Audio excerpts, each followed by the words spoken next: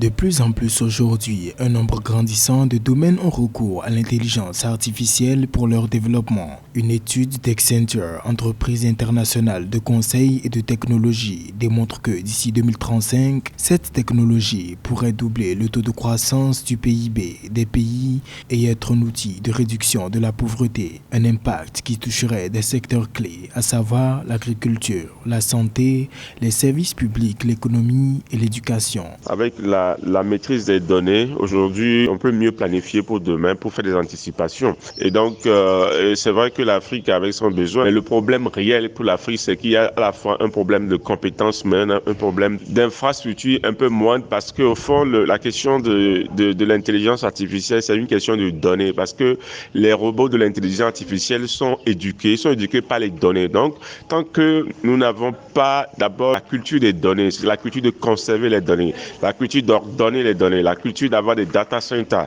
et produire les données en Afrique, c'est vraiment une bataille qui est presque perdue d'avance. La plupart des experts en intelligence artificielle sont concentrés en Amérique du Nord, en Europe et en Asie. Cependant, le continent africain pourrait être un terrain fertile avec plus de 60% de sa population âgée de moins de 25 ans, garantissant une forte main-d'œuvre, une croissance démographique ascendante et un intérêt manifesté par les investisseurs. Les Américains et en tout cas les Chinois et en tout cas les certains pays sud-américains ont compris que l'avenir va se jouer autour de l'intelligence artificielle. Au-delà de cela, lorsque je prends les questions liées à l'intelligence artificielle, c'est des questions aussi de modèles informatiques, modèles mathématiques. Donc, il faut quand même des centres de formation où les gens quand même font beaucoup de la programmation avec beaucoup de doses de la mathématique, quoi. Donc, voilà un peu, à mon avis, quelques freins. Le fait qu'on n'a pas des données, on a des données, mais les données ne sont pas organisées, ne sont pas ordonnées. C'est pas des bases de données assez